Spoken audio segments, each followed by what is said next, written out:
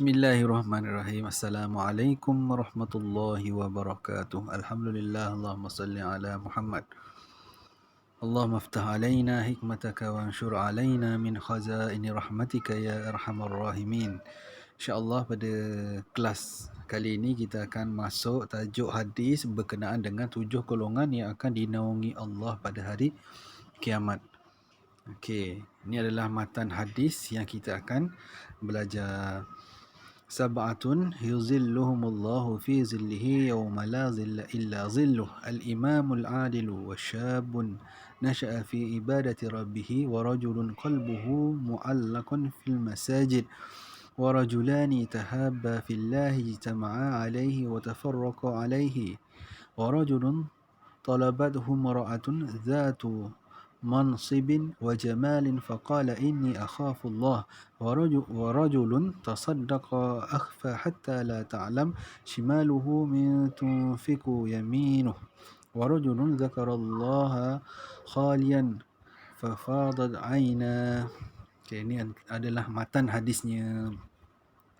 Okay, kita tengok 7 golongan tersebut.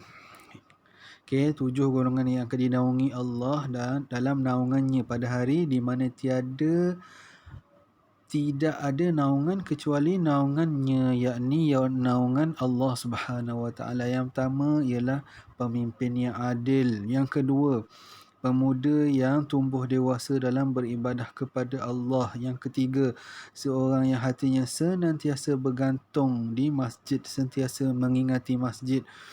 Yang keempat, 2 orang yang saling mencintai kerana Allah, berkumpul kerana Allah dan berpisah kerana Allah.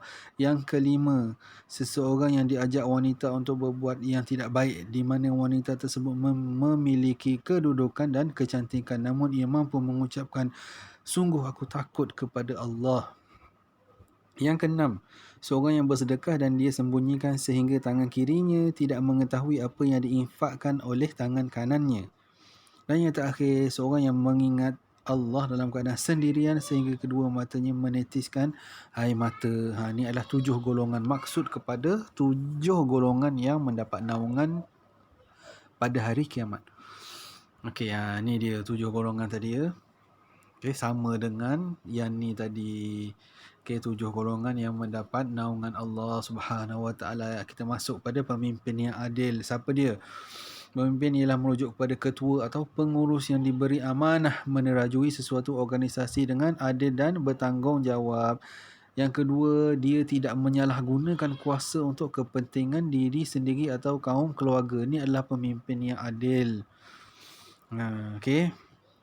Dahlah dia jadi pemimpin, dia bersifat dan bersikap dengan adil.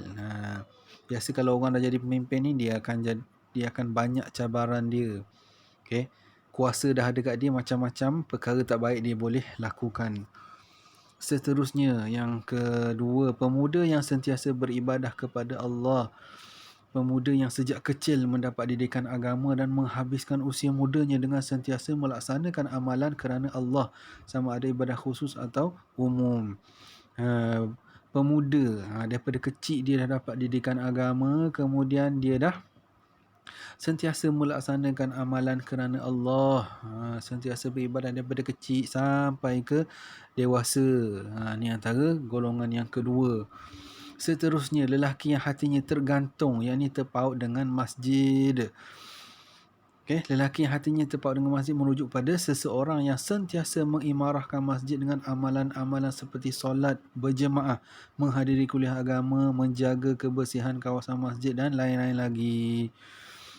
Orang lelaki yang mana hati ni dia sangat suka untuk berada di masjid, terutamanya melakukan amalan-amalan solat berjemaah dan apa-apa sahaja yang berkaitan dengan masjid. Baiklah, seterusnya, 2 orang yang saling kasih mengasihi bertemu dan berpisah hanya kerana Allah, merujuk kepada 2 orang sahabat yang saling berkasih sayang dan bersahabat ikhlas hanya kerana Allah. Saling ingat mengingatkan mengenai kebenaran. Ni yang penting, dia berkawan tapi benda yang salah dia saling mengingatkan antara satu sama lain. Bukan kerana kedudukan, warna kulit, kepentingan diri, harta benda dan tujuan yang lain. Ni maksud dia. Okay, berkawan, bersahabat saling menegur, saling mengingatkan. Bila bertemu pun kerana Allah, bila berpisah pun kerana Allah. Seterusnya, seorang lelaki yang menolak ajakan wanita untuk melakukan maksiat. Seorang lelaki yang menolak ajakan wanita untuk melakukan maksiat merujuk pada seorang individu yang menolak sebarang ajakan ke arah maksiat kerana takut kepada Allah dan menyedari akan azab yang bakal diterima di akhirat kelak. Yang ni susah juga. Okay, satu ujian daripada Allah Ta'ala. Kalau kita kuat, kita boleh. Kalau kita tak kuat, kita akan terjebak dengan maksiat tersebut. Wal'iyazubillah. Dan yang terakhir, seorang yang bersedekah dan tidak menghebahkannya. Okay, bersedekah dan tak bising-bising. Harta yang dikeluarkan dengan hati yang benar-benar ikhlas kerana Allah dan tidak menghebahkannya. Seumpama tangan kiri yang tidak mengetahui apa yang dilakukan oleh tangan kanan. Maksudnya tak ada orang tahu pun dia tu bersedekah. Bukan tujuan untuk menunjuk-nunjuk kepada orang lain. Okay, mudah-mudahan kita mendapat manfaat dan kita boleh mengikut apa yang disebut dalam 7 golongan. Mudah-mudahan kalau tak semua pun kita duduk satu daripada golongan yang mendapat naungan Allah ni pun dah cukup. Wallahu alam. Assalamualaikum.